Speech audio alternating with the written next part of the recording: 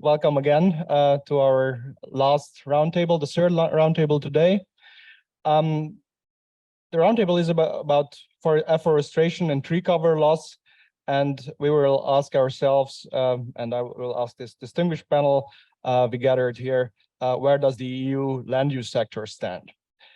My name is Aron Buzogany. I'm from the Institute of Forest, Environmental and Natural Resource Policy at the University of Natural Resources and Life Sciences in Vienna, University of Bodenkultur, and I'm also a Green Deal project partner. This is the third roundtable today, and in a way it nicely connects our discussion on climate change and biodiversity. We had both aspects today in the different roundtables, and in a way we can say that we have forest in the middle. Forest connects both issues.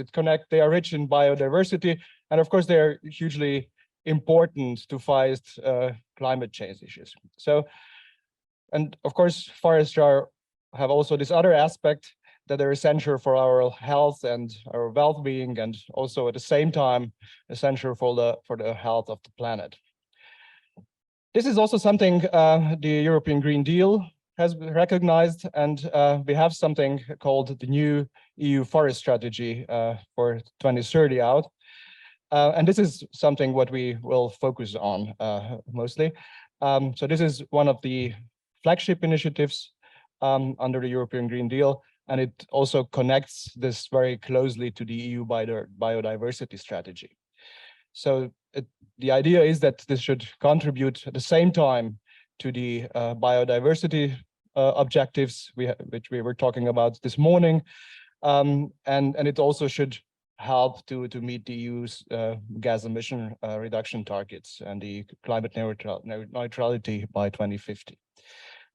To discuss about this EU forest strategy, we brought together a very distinguished panel here, and we have two panelists, so don't think that this is the all-male panel, because we have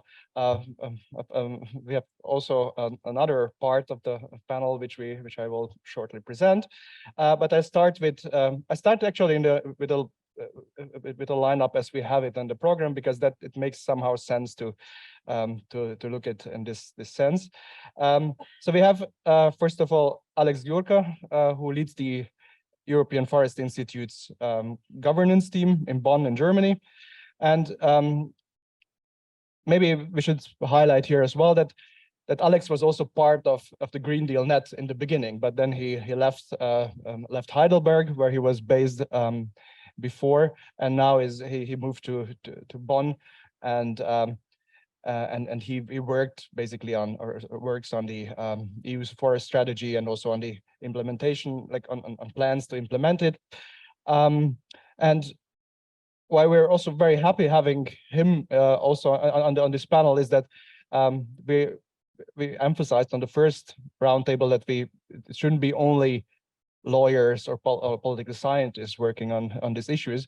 So Alex is a forester, and of course has a lot of experience in policy making, but I think this collaboration of different disciplines is also something what we really need. And then I'm also happy that we have Lucia Perugini here on the panel.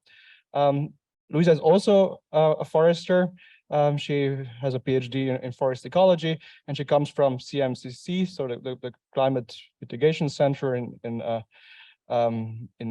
Viterbo, and she's in a way both an academic and a practitioner. So she has been involved in the UNFCCC negotiations, and she's now part of the expert group on carbon removals of the European Commission, and she's been basically working on land use, EU land use policies and global land use policies for a very long time. So welcome, Lucia. And then we have also from Italy, but also from Finland, Annalisa Savaresi, who is not a forester, but a lawyer. And she's an expert on environmental and climate change law, and is now based in University of Eastern Finland in Joensuu, actually where also the the European Forest Institute's center is located. She's also director of the European Global Network of Human Rights and Environment. So, and last but not least, we have here Paulo Madeira, who is coming from the University of Lisbon, so here just not far from here. Paulo is a geographer essentially, and he worked on regional development policies, and also evaluated the Portuguese forestry policy, and also worked on forest fires in a project which is basically about forest fire, a big issue in Portugal, as you probably know. So this is our very distinguished panel. What we try to do is to have basically quite short interventions of 5-6 minutes to start with, and then when we go through our list, then we try to have like another round of questions, maybe among ourselves first, and then open up, of course, for the public also online. So we should start, because I think that makes a bit sense to give a bigger overview of what the Green Deal, how the Green Deal is relevant to forests. And I will ask Alex to tell us a bit about the Green Deal's instruments and how they are relevant to the forest sector. And Alex is, I think, really well placed to do that, because she has this both the scientific but also the policy related work and as a background. Obviously, most of us are not into so much into the details of forestry policy, but this is the chance to get to know about this. So, Alex, you have the floor. Thank you very much, Aron. I hope you can hear me. So I have the very difficult role of representing the perspective of the forest sector, or the European forest sector this evening. Perhaps I should start with some clarifications that at the European Forest Institute, we're first and foremost a research organization. The headquarters is in Joensuu, Finland, but we have offices all across Europe and the world for that matter. So I'm based in Bonn at the governance program. And what we really pride ourselves in doing is really bringing knowledge to action. So we really try to support decision makers at the European level with the best state-of-the-art knowledge that we have about forest and forestry in Europe and beyond from an interdisciplinary perspective. And I was very happy to be invited to speak in this panel because this is a perfect timing. I've been talking to Aron before we started this session.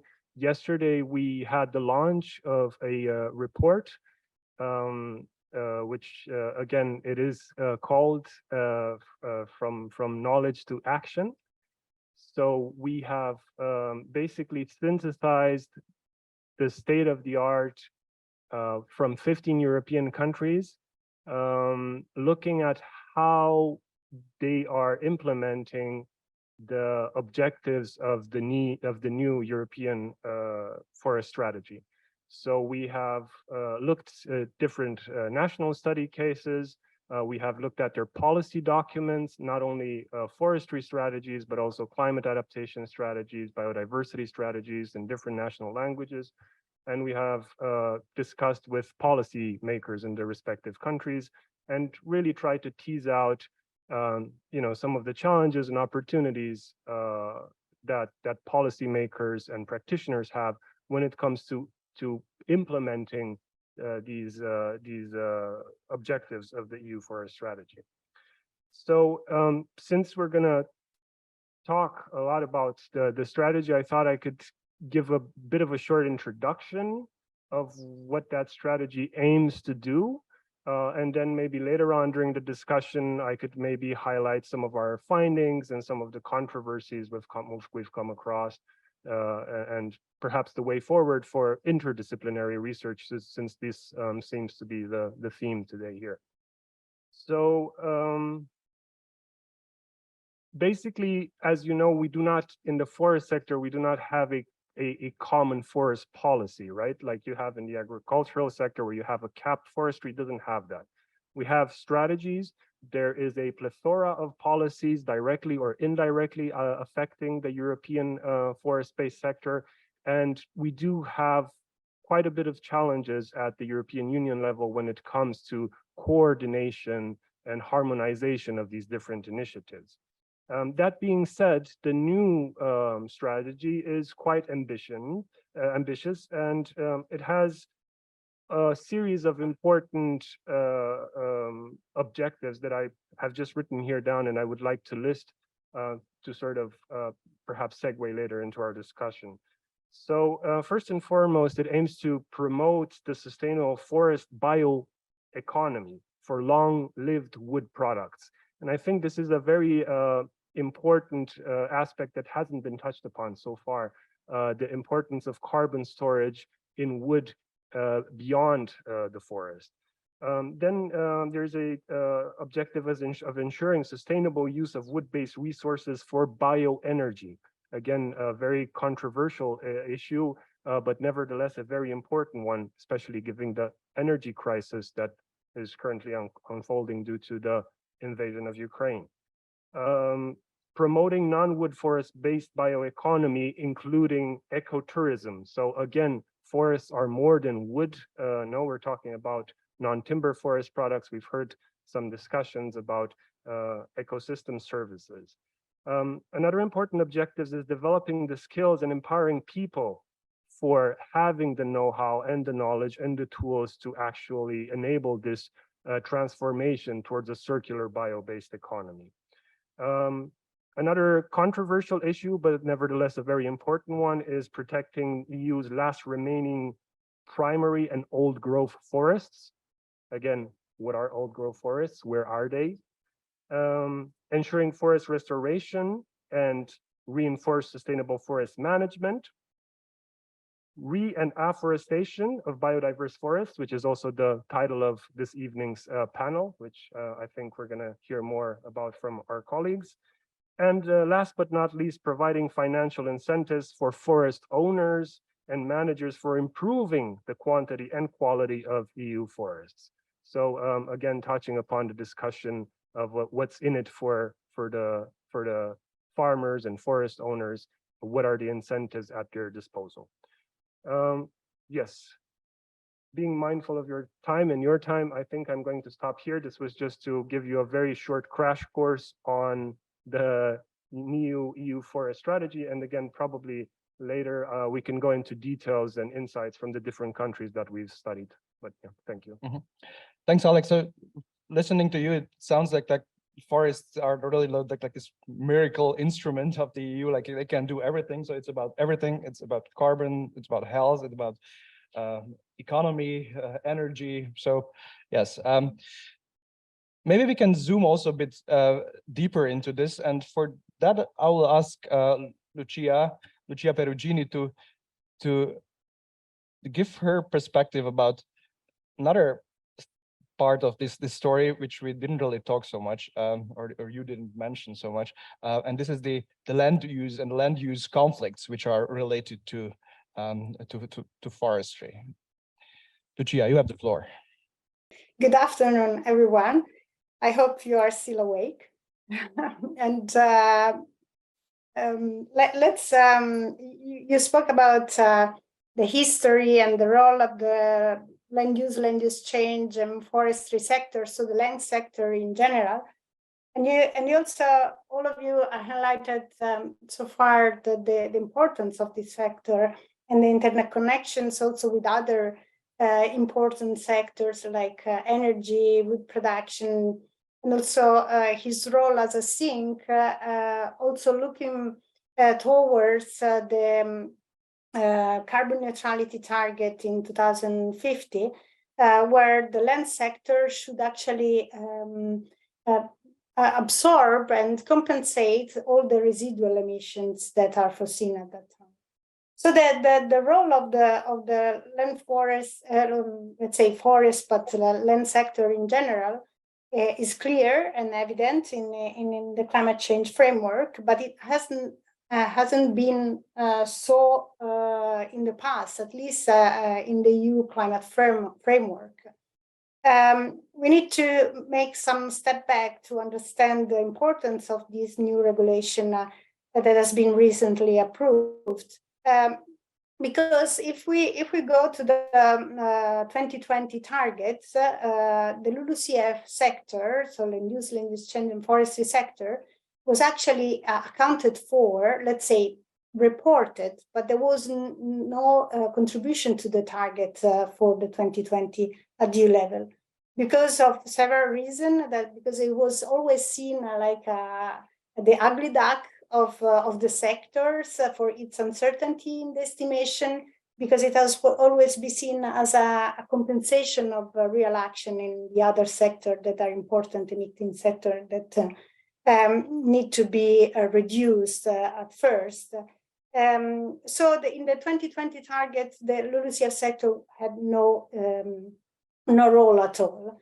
This was changed a little bit in 2021 and 30 first target, where we had the LULUCF regulation 841 of the 2008, where it was established that the sector had a role, but this role is equal to zero.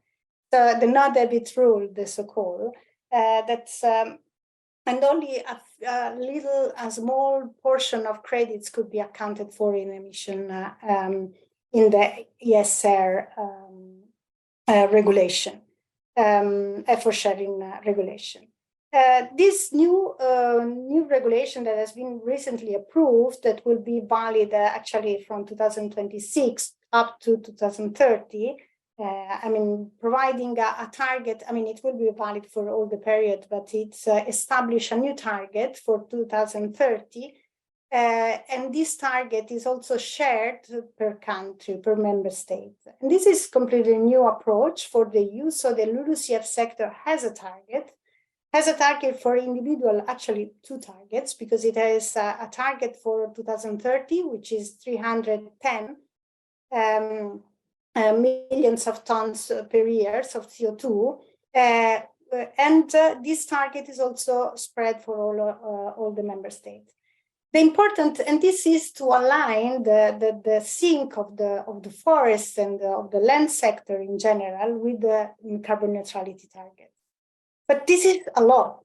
I mean, we need to be aware that now the sink is now in 2022, let's say around 230 of the for the land sector. So, and the trend is decreasing of the sink of the European forest. Why? Because there are normal aging of the forest. They're getting older, they grow less, and they are harvested because they are going to the end of their harvesting cycle from one hand, and the other hand, there is an increase of impacts of climate change as well, or disturbances like fire, pests, and diseases. So we have this decreasing trend. How can we get back? I mean, how can we achieve these 310 millions? And in this, there are many, let's say, policy tools like the strategy, as was mentioning before, but also this carbon farming, a new proposal of the European Commission that established a union certification framework for carbon removals, which is a green business model that rewards the actors of the land sector to take up improved land management practices. So paying the owners, the landowners, for storing carbon in biomass, storing carbon in soils, and pay them against the increment, the real results that can be achieved. And this is a framework. This framework is still under negotiation, is still a proposal, and this expert group I belong to, this carbon removal expert group, is at the moment exploring options for certification, exploring methodologies for accounting for this and assess the real impact. So it's an evolving framework, very interesting, and I'm happy to be part of it. But indeed a lot to discuss also, as there are many challenges hidden behind. I stop here because otherwise I will spend all my 5 minutes, maybe more. Thank you, Lucia. Some of you who were here in the morning, you might remember we were talking about this conflicts and the contestedness of climate policy. And basically what we hear now is it might be interpreted also as one type of a solution. So basically storing carbon, like carbon farming as a way of buying in farmers who, as we heard in the first panel this morning, are one of those who are really contesting EU biodiversity policies. So we might get also into the politics of this in our discussion. But first I would like to ask Annalisa to give her like a legal perspective and a legal perspective on something which is not only happening in the EU forest sector or related to the EU forest sector, but we basically have seen a climate litigation boom in general in the EU, and I would ask her to tell us how this relates to how this plays out in the forest. Thank you, Aron, and I am tasked to give you an overview of the contentious issues that are associated with the forest sector in terms of climate governance. And as you know, as political scientists, litigation is always a site where contestation pans out and really becomes visible. So you're not surprised to hear that in the flurry of climate litigation that Aron just mentioned, we have had specific climate lawsuits that contest the EU policy choices that have been made in the recent past concerning the forest sector. So Lucia has mentioned carbon offsets. These are not yet law and therefore have not been challenged, I would say yet, but the policy choices that the EU has made in the LULUCF regulation that she has also mentioned, and which her and I happen to have written a piece or two, those policy choices have been contested. And similarly, the choices made by the EU concerning the categorization of forest biomass as a renewable energy source has also been contested. What does this mean? Basically, broadly speaking, climate lawsuits are being used to contest decisions made by lawmakers and policymakers as to how to go about climate action. So we're not talking about lawsuits that are brought because the government is not doing anything. These are lawsuits like the biomass case, like the forest, the people's climate case, that are being brought because the European Union is doing something that civil society doesn't like. And I think these lawsuits are therefore emblematic of the contentious nature of European action in this specific sector. At the same time, very recently, we started to see some of the more traditional lawsuits also materialize in this space. As you may have seen, if you follow GreenDeal-NET, my center at the University of Eastern Finland has supported a lawsuit brought against the Finnish government by a number of NGOs in Finland that contested the inaction of the Finnish government vis-a-vis the collapse in the carbon sink of Finland. As you may know, Finland was one of those EU member states that was particularly vociferous when the LULUCF regulation, first edition, was compiled. It's fair to say that Finland was quite skeptical about the expansion of the remit of the EU within the remit of the forest sector. And therefore, it's somewhat ironic that Finland ends up being the first European state to be brought to court by some NGOs because of the collapse in its carbon sink. As you may also have heard, there was a recent decision about the Supreme Administrative Court of Finland. In this case, it's a very interesting decision.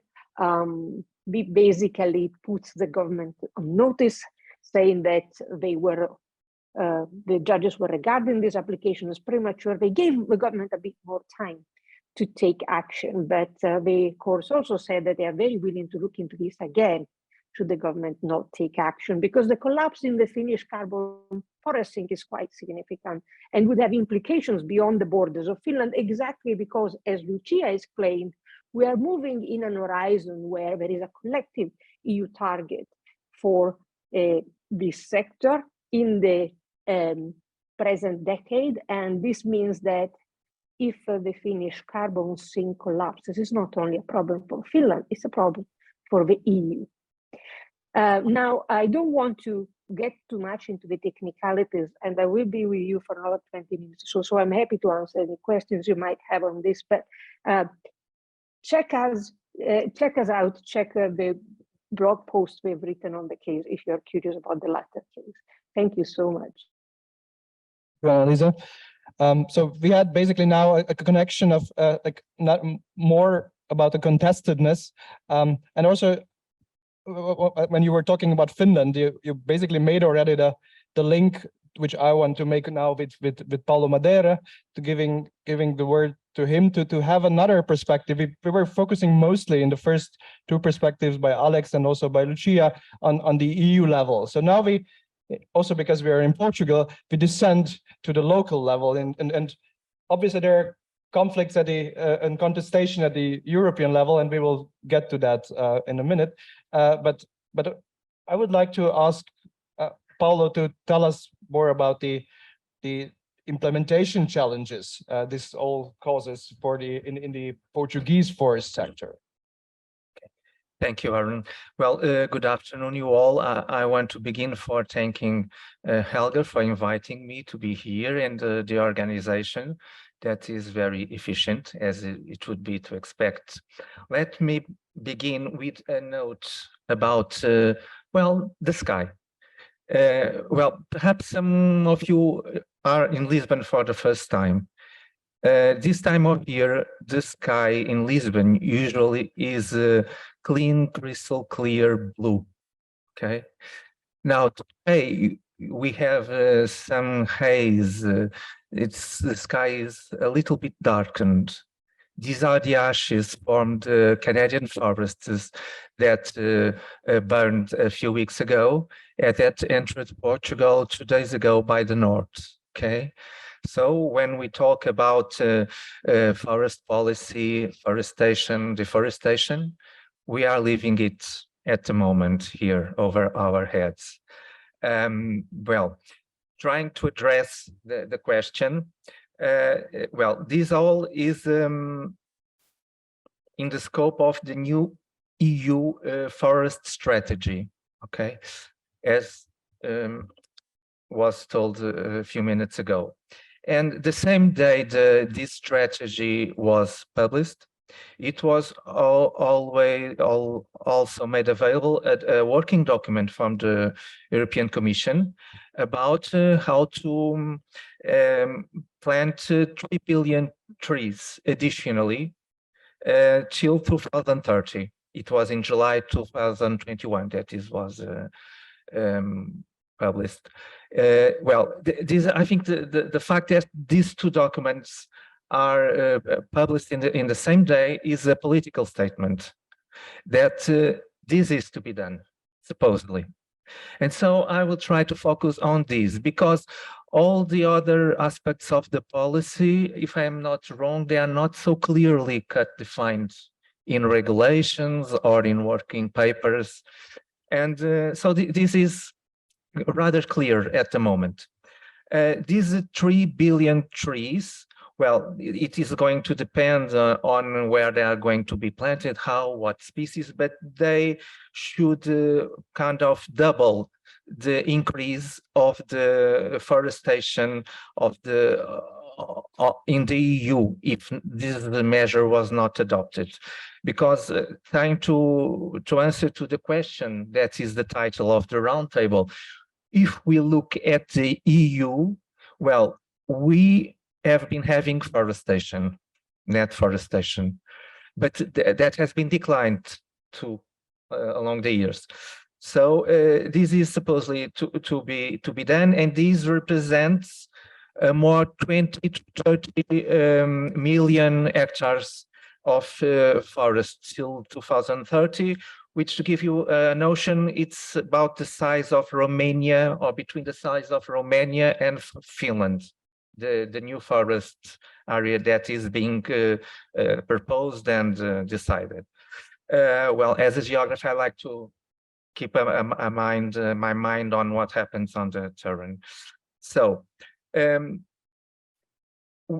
I think that there's a problem here, because some of the assumptions that are on the document for adopting the measures and to achieve the goals, they may not hold, because context is rapidly changing. And this is due to climate change itself, because we don't know if the forest fires are going to get worse and we are going to lose more trees than we are supposed to.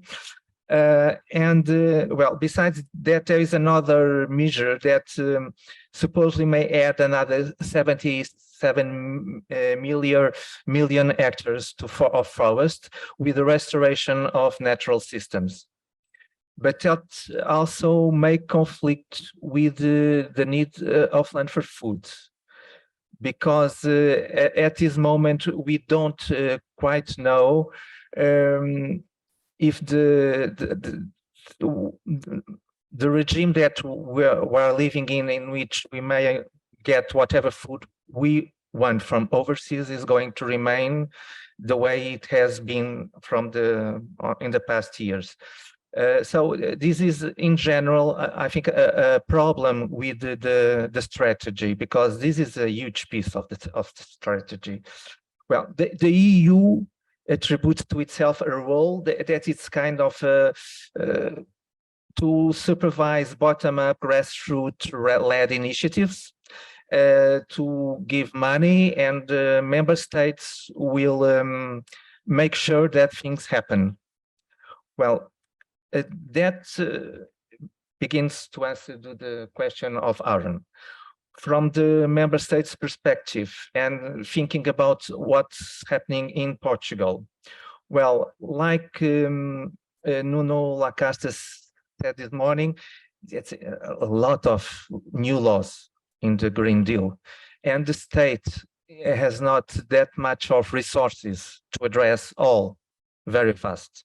Who lives in Portugal knows that the Portuguese state is losing its ability or capacity to answer population's needs. That's across all of, well, a lot of huge sectors like health and law, and to some extent education. So I think this is a challenge that some member states may not be up to when talking about resources, not only financial resources. Then, well, we have another problem, that these policies, they require that we have people available to do the job where it is needed. And in Portugal and in Spain, but also in other parts of Europe, many rural spaces, big areas, have been depopulated, and the population is old, is not in a health condition to do these kind of things.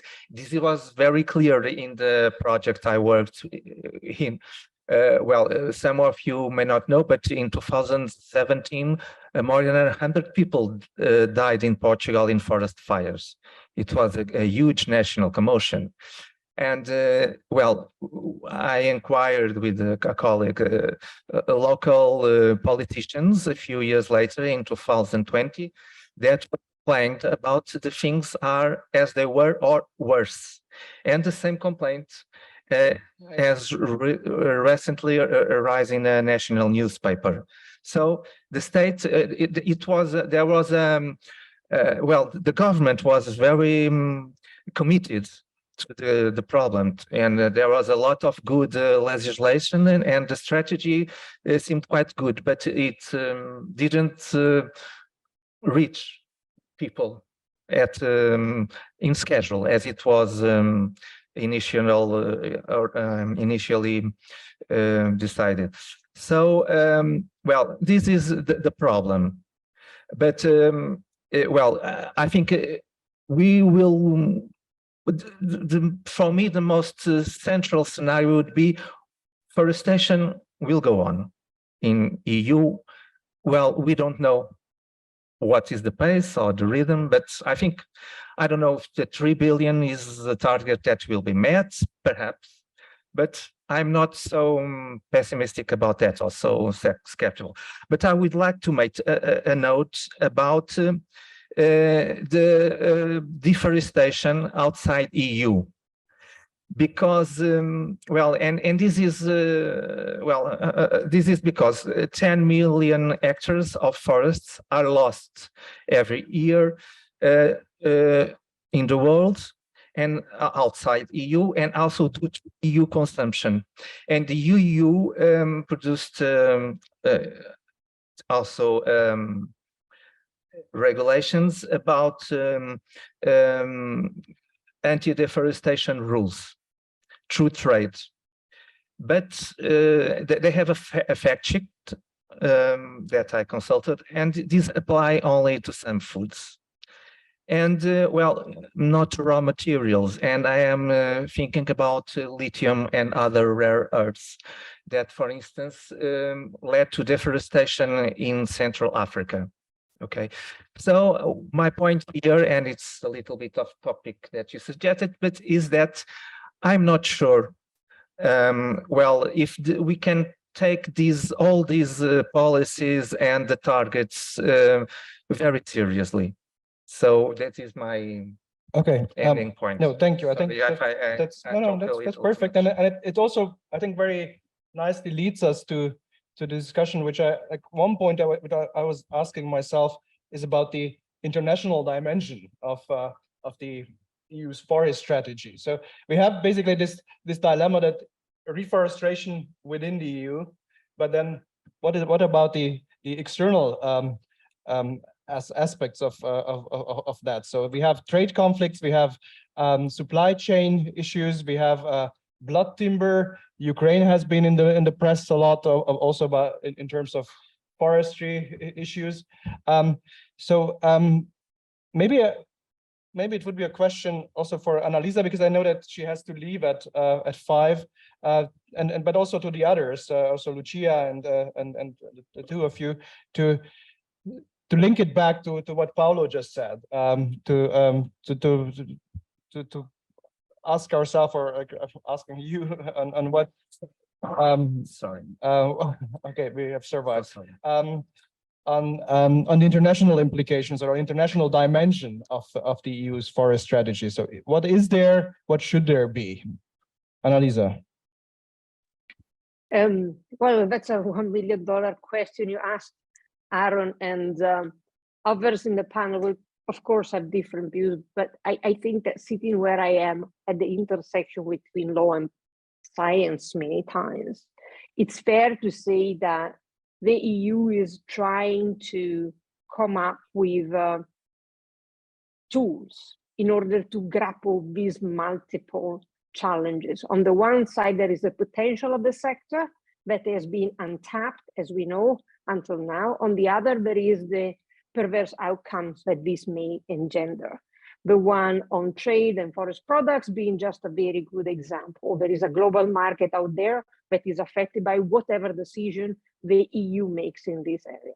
And of course, there are systemic issues that go beyond this sector, like, for example, tariffs.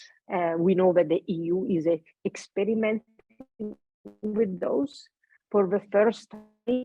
And all the pieces of this puzzle need to come, because the idea is really for the EU, on the one side, not doing well within its own little orchard and hampering what happens outside, but on the other side, there is also the question of the EU protecting.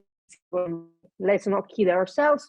the EU is always very alert to the challenges of protecting the single market against competitive advantages that those outside of the market might have because they don't comply with the same rules.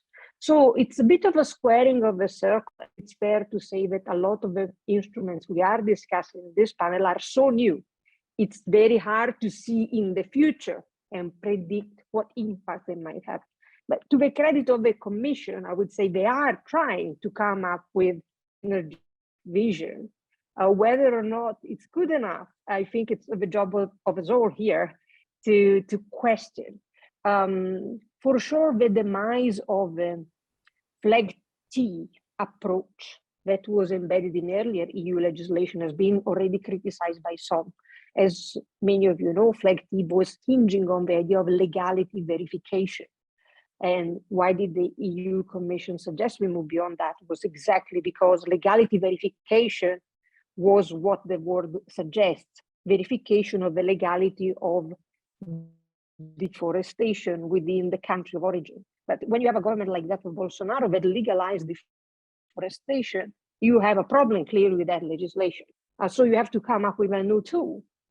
And this is what the European Union has tried to do. But again, this has also attracted some controversy. And it's fair to say that it's not as easy as it may sound. And this is why we are where we are in this sector, and we are learning by doing.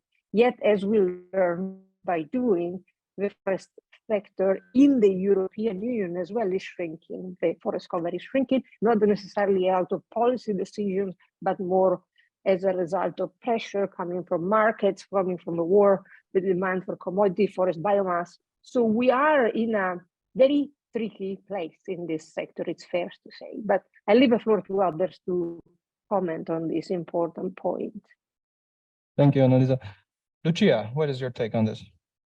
Yeah, thank you. Yeah, this external dimension is indeed very important, and the EU has recently come up with this deforestation-free products regulation, which is indeed a very important piece of legislation that attempt to ensure that the imported products from the EU are tracked and are not coming from deforested areas, which is indeed very good on one side. From the other side, if you think globally from an exporting country perspective, first is very challenging to track every single grain of coffee or cocoa, and on the other side, they might dedicate all their tracked commodities to the EU and continue deforestation and export those commodities to the other. So it's actually building up from one point of view. It's building up a good pathways for building an international deforestation-free commodities settings where all single commodities are tracked. On the other side, it makes sense if all countries, especially the biggest importing countries like US and China, are also going to that direction as well. Otherwise, it doesn't make sense. But still, I mean, since we are big markets driving this kind of tracking process and also assisting the countries to build up this kind of system is indeed a first important step. Okay. I have one question which we saved up basically from the beginning when Alex was highlighting what the EU's forest strategy and EU's forest policy is about was were the conflicts and the contestiousness of this policy. So maybe, Alex, you can also give us an internal view on what are the power lines in Brussels, perhaps, and then we can also ask Paulo on the domestic side. Like, what I hear from my colleagues working on forestry is that forest owners were very angry actually with this forest strategy, and there is a lot of talk about this policy being over lobbied in a sense. And also that we were also talking about this, that this is a strategy which is clearly not written by the foresters. So it's written by maybe scientists, but also by environmentalist lobby. So I think that is a perspective which is, or a perception which is very strongly present about this context. So can you give us a bit about which country, which member states, which lobby groups are there, as far as you can tell? Okay, so I have to be careful with this answer, but no, I think around the conflicts, all I can do is summarize what has already been said, because I think it's quite clear. So if I would have to summarize it, I think there would be like two lines of conflict that we could observe related to the forest strategy. On the first one, and I think Annalisa also mentioned this, it's around the question of member state sovereignty versus this increased European Union competences on forest issues. So we have some member countries argue that, you know, policy is a matter of national domain. So forest policy is a matter of national concern, while others argue more from a legal perspective and say that, you know, forests are subject to EU environmental competencies, and hence they must fall under EU soft law and even legislative competences that encompass forest. This is one line of conflict. And the other one is the rather classical one and well-known one, is really centered around this question whether or not, you know, forests are a commodity or not. And this really polarized discussion between the forest-based industry and environmental NGOs. And then we could go into discussion of who has the rhetorical upper hand, or who has you know, more I guess power to communicate their interests. But I think it would be these two lines of conflict: state sovereignty and interests between the industry and environmental NGOs, if I would have to summarize. Thank you, Alex. Paulo, how does it look like in Portugal? Okay, so it was rather interesting for me to notice that many of the ideas that are in this European strategy for forests were already in the Portuguese legislation that was adopted after 2017, because this idea of promoting ecosystem services from forests, to pay landowners for this, to diversify the land cover in forests, to kind of go back to the natural forests so that forest fires don't hit you so hard. It was all in the Portuguese reform of the forest sector. So we don't have a conflict in that sense. But the problem is we have another conflict in Portugal, and that is not specifically landowners in general.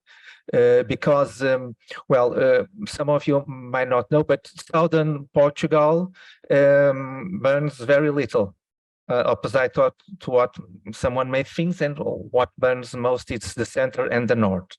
It's due to the kind of trees that we have and how the forestry is organized. And in the center, in the north, we have a kind of plantations of pines and eucalyptus, which burn very easily. And despite it's not being so hot as the south, it burns more. And it has more forest fires.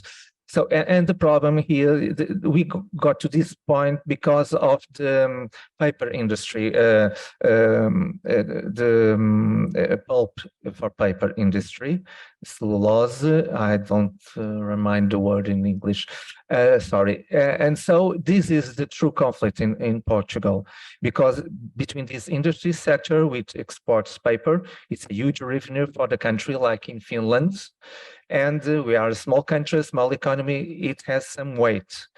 And in these areas, the property is very small, very absent properties. The land isn't cared enough, and so it tends to burn. And it's very difficult to make landowners to adopt policies. Many of them are not there. We don't know who owns it in many of the cases. And it has to be with a kind of hard approach, kind of expropriating some property rights. And this is maybe political, very sensitive in Portugal.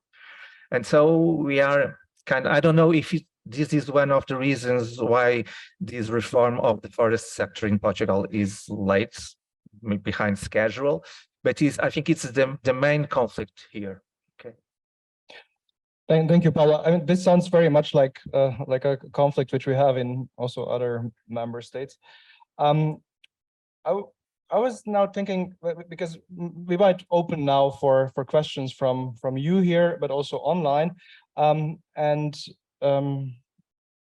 have one question here by which relates a bit to what we were talking about, by Nicholas Watts. But think of questions from here as well. I will summarize what Nicholas was asking, and this has also a bit to do with what Alex has pointed to, and also with you as well. And he asks about the relevance of ownership structures. So whether ownership structures, how they affect the policy discussion and the policy choices. And she's making Nicholas is making the point that this might be also a question of national owned businesses or small scale artisanal businesses being in the fisheries, farmland, forest sector versus global investors, including Chinese, American, and so on investors. So does this play a role here? And maybe Lucia and Annalisa can step in at this stage. Regarding the ownership and the small ownership, I mean, Italy has a very mostly small forest owners, and this is a problem. Many of them, we don't know who, I mean, forest, we don't know the owner itself. I mean, probably is died and nobody get the, so we have also this kind of issues, and small ownership in forest sector is also linked to poor management usually. And also in a situation where there are also increasing of risk of fires, poor managed forests are more prone to fire. And so natural disturbances also are affecting heavily also due to this kind of. So this is something that, for instance, the Italian law tried to fix, trying to understand when the owners are not known, the region or the local administration could take the ownership or at least manage this land, not the ownership, just manage, allowed to manage it. And this raised some concern and in the forest sector, and there was also a debate around this issue. But it is an issue. It's an issue on the real management, also the productivity of the forest. We tend to say, I see a very polarized debate over the forest management, which is either industrial or for nature-based, for, let's say, protection proposals, so full protection or full management, while there is in the middle that needs to be implemented, especially in a world that is changing so quickly, and we have new challenges, and the forest cannot really adapt so quickly. So we need to help them. So the active forest management is really important at this stage in Europe. And yes, the small ownership is an issue. Thank you, Annalisa. To elaborate on what I wrote on the chat already and what Lucia said, property is a core issue here. This is one of the many reasons why this sector is so difficult. Let's not forget that the property structure in a legal system is the very foundation upon the legal system, upon which the legal system is built. So things like the carbon offsets that we are creating will need to build on that matrix. And if that matrix is problematic now, imagine what happens when you embed carbon offsets in it. So we really need to tread carefully and understand what the challenges are. As I explained in my comments to Nicola's question, private small scale ownership is a problem in Finland, where there is a lot of small individual actors that use market price as the sole driving force in their decision making. So the price of forest biomass goes to the stars and they cut.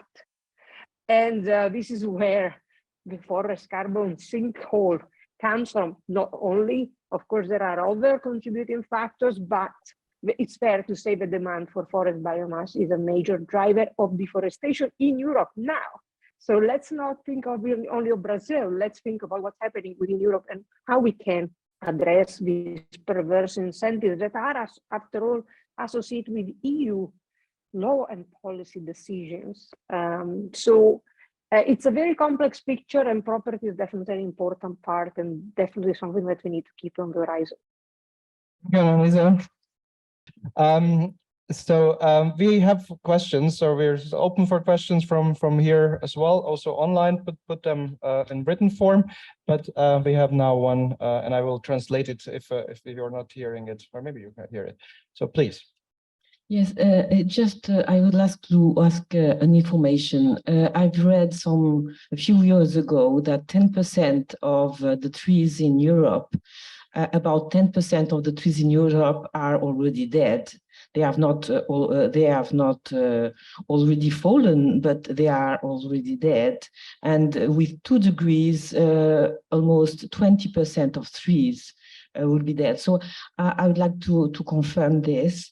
And then I would like to know if the 3 million trees that the EU would like to plant is a figure net of the substitution of species, or it includes the substitution of species that are more resistant to the hydric stress. Thank you. Lucia, have you heard the question? Yes. So I think as a yes.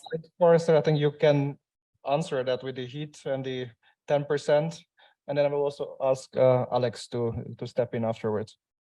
Lucia. Yes, I mean, there are publications that are actually collecting and recording an increasing stress over European forests, also due to climate change, due to pest diseases, and so increasing tree mortality, but also decreasing tree growth.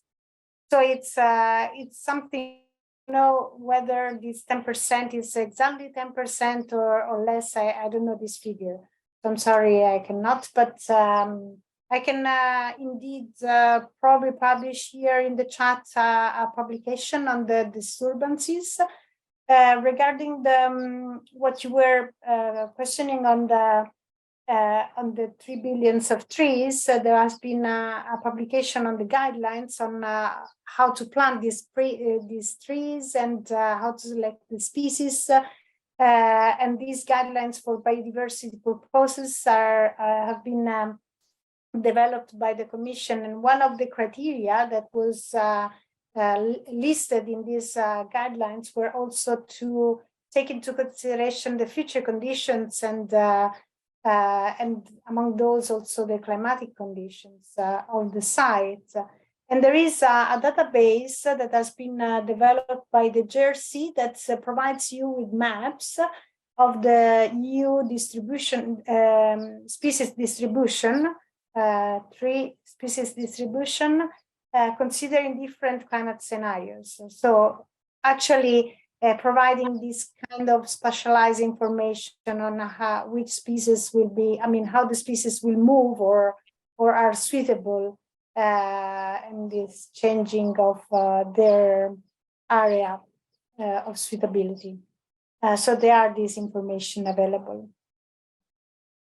Thanks, Lucia. And maybe, Alex, you can tell us a bit about the, let's say, the governance of distributing these millions of trees. So obviously it won't be that only, as Paulo said before, that only Romania will be planted full with trees, and it will be distributed in all parts of Europe. Yes. So I think I could start by making this differentiation between afforestation and reforestation, because it's an important distinction to make. Afforestation means planting trees in places where there were no trees before, so on degraded land. So there is a possibility to plant and reforest degraded land with climate adapted species. Reforestation means to replant trees in forests where there has been harvesting done or that have been affected by windbreaks, pest attacks, or other natural abiotic or biotic disturbances. This is, again, a good opportunity, in my opinion, to make forests more resilient and adapted to climate change. And one very good example is from Central Europe, where there are a lot of spruce monocultures, who back in the day, 80 years ago, were considered a good idea from an economic point of view.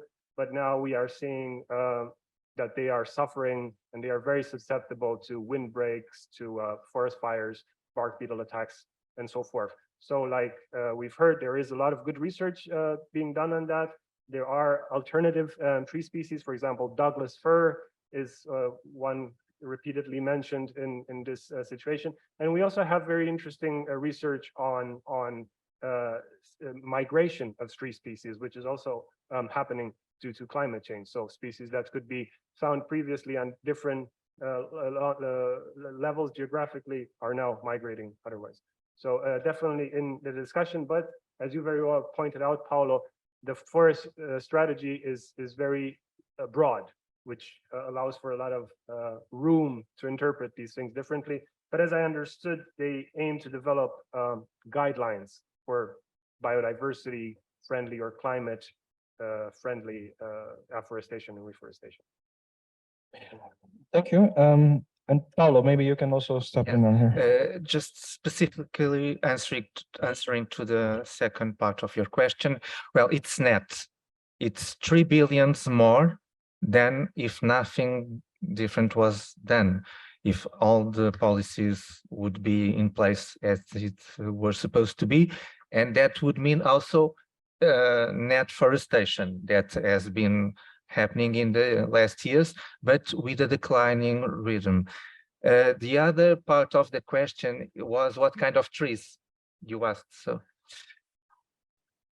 yeah, you went. No, they want this to be trees that are autochthonous, that are from that place, unless it's proven that they are not suited for the climate changes that are happening. Then member states may propose another species that supposedly is more suitable. Okay. Thank you, Paulo. So, questions from here? I have a question also to all of you. I mean, in national climate strategies, there's always a considerable importance or considerable role for natural sinks. And natural carbon sinks are basically mostly forests, newly planted forests. So it's afforestation as a strategy to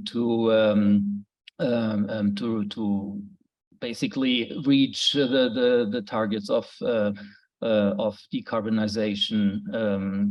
And in the Portuguese climate strategy, there's also a big role for it. And if you look at the data over the last years, you can see that it still foresees, I don't know how much, more than about 10% or something of the necessary reductions of climate greenhouse gases are supposed to be done by natural sinks. And at the same time, if you look at the data, you see that actually, due to wildfires, there are more emissions of greenhouse gases of CO2 in Portugal over the past years than there has been a positive effect of afforestation measures. So I was wondering how you would consider this notion or this optimism that afforestation and that forests could actually be in the long run natural sink for carbon emissions, or whether this is really just a kind of a symbolic move to fill in the gaps, but we cannot really take them totally seriously. Thank you. Thanks, Helge. Well, maybe we start with Lucia and then we do a few. Yeah, I don't know if I captured the whole question is whether the actions are actually, I mean, forest action like forestation actually performing as expected, given the impacts of climate change. Is it that I wasn't completely clear, but if I may, but this made me think that indeed, forests cannot do all. I mean, land can, I mean, we need to invest, I mean, start to act to all the in all sectors to achieve carbon neutrality. So there is not just forests, that there is agriculture, there is energy sector, mostly energy sector, residential sector, and so on and so forth.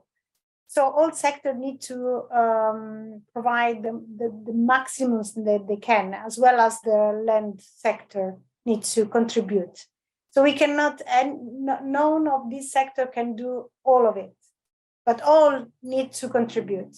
So indeed, there is an increase of the impact of climate in the growth and the increase of forest fires, and one of, for instance, in the Italian strategy, one of the main actions foreseen for the 2050 is the forest fire protection, because it's also foreseen to be one of the most source of emissions. And I want to say also another thing, that the new regulation of LULUCF regulation is not, it doesn't allowed to take out this kind of emissions from your accounting. So you need also to account for this. I mean, you can, but under very specific conditions. So it's even the impact even most likely reported and accounted for by the country. So it's also important to take that into account. But anyhow, I think all the sectors need to contribute, as well as the forestry sector at their most. Okay, thank you. Paulo. Okay, so well, the problem with these forest fires is mainly on the management of the biomass that is remaining in the soil, and this problem needs to be addressed, because if not, we are planting more trees to burn. In Portugal, at least, and in Southern Europe in general. But we had fires in Sweden a few years ago, so in Canada. So it's not that far off that in France the problem may also be huge. But what happens in Portugal relating to that is the government reform of the forest sector has a lot of good ideas in the right direction, but we are far behind schedule. So I can't answer, but if things remain as they are, so Portuguese forest probably will not be a sink. If the management has a huge change in the center and northern, okay, so we can expect to have more trees, but that requires one thing that is also in the European strategy for forests, that is economic activity in forests, and that is not an activity not only related to wood but also to other materials, and there are uses that can be given even in the industry to that materials.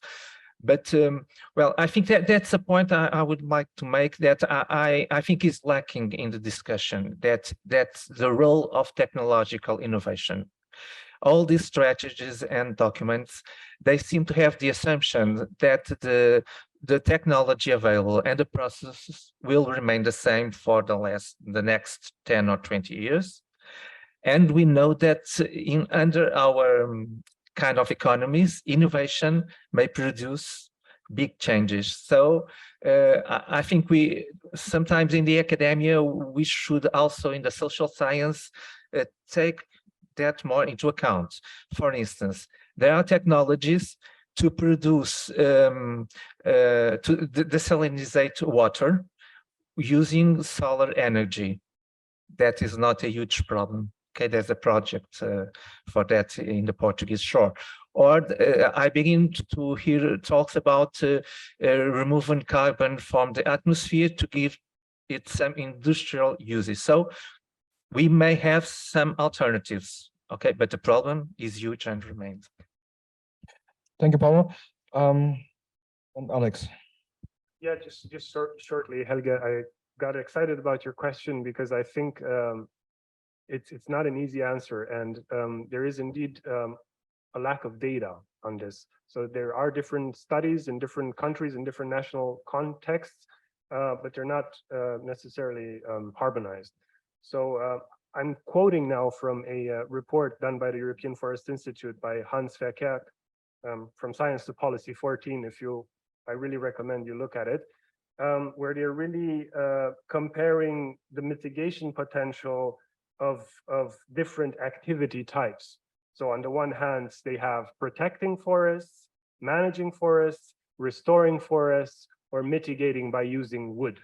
And to connect a little bit with what you were saying, they actually are showing that forest restoration, specifically peatland restoration, so peatlands actually has the highest potential of storing carbon. And these are metric tons. Closely followed by afforestation and reforestation, mitigation potential, and then followed by forest harvesting, but decreased in the sense that taking out older trees and allowing for natural regeneration and sustainable forest management. And of course, forest conservation.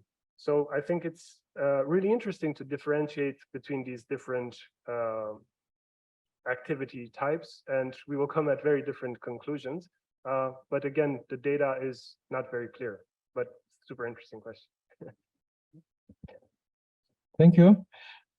We're becoming close to an end, and we have also one question which maybe we can also take up. But I would also ask all of you to have 1 minute to reflect about, also because we are here researchers as well, like what are the knowledge gaps you see in this field? So what would be the one thing you would like us also in the Green Deal network to do research on, which relates to this and also connects it, connects forestry to the bigger goals of the Green Deal, of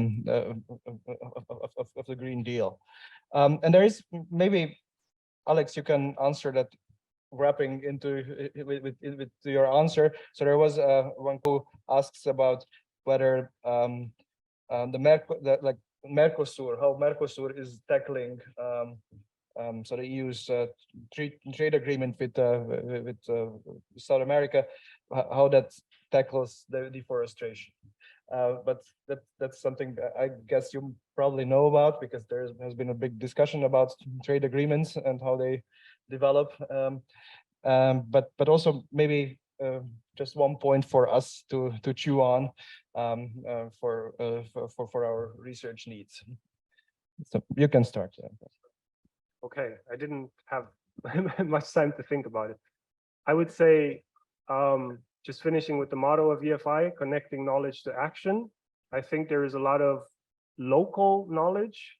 So if you want to do something good, talk to foresters, talk to the forest owners, talk to forestry researchers as well, and connect interdisciplinarily, because I think there's a lot to learn from each other. and there's a lot of good contextualized knowledge at the local and national level. So if I had one wish, it would be really, connecting knowledge to action. So really bridging the gap between policy making and knowledge. Thank you. I mean, that was exactly the idea, to have not to think about, but what is on the tip of your tongue, and perfect. Thank you. Lucia. Yeah, big gap to fully understand the effect of management in the carbon cycle. So forest management in the carbon cycle. There are many models that are out there, of course, that they are doing that, but we have many pools, especially focusing on the living biomass. But there is a very important pool, which is the soil carbon, that is poorly addressed in the forest sector, and in general, if I could say, I mean, without going to fancy information, and also in the implementation of the models, what you need is data. The data on forests, inventory data, public available with points. I know that the EU is working on that. There is a regulation that on the forest monitoring that is just a lots of, so it's in the plans to have these forestry data available and well organized and uniform in Europe. That would be great if this is available. On that, all the modeling will be indeed improved, and focus on the big gap is the focus on the soil carbon in forests. Thank you, Lucia.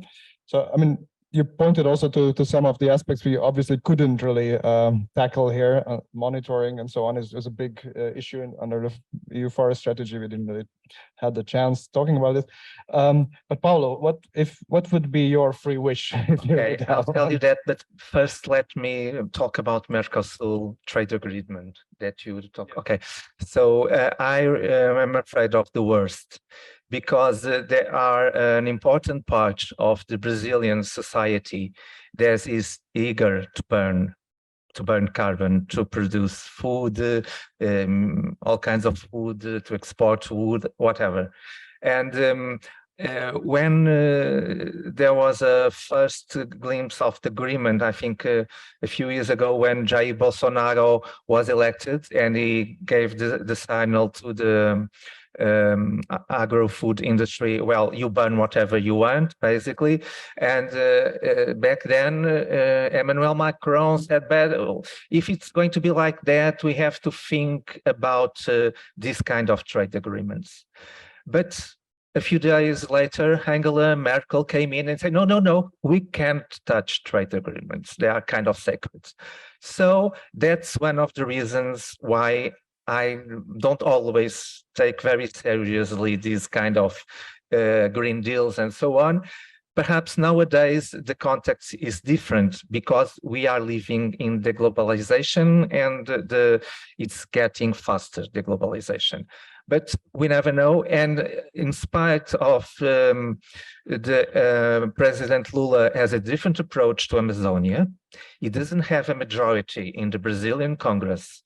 And there are being passed through legislation that helps to go into the indigenous lands. Okay, so I think it's very tricky. I don't know specifically how the agreement is. I haven't read it, but I'm afraid it will have a bad effect. Okay, so then second part, what I would like to know,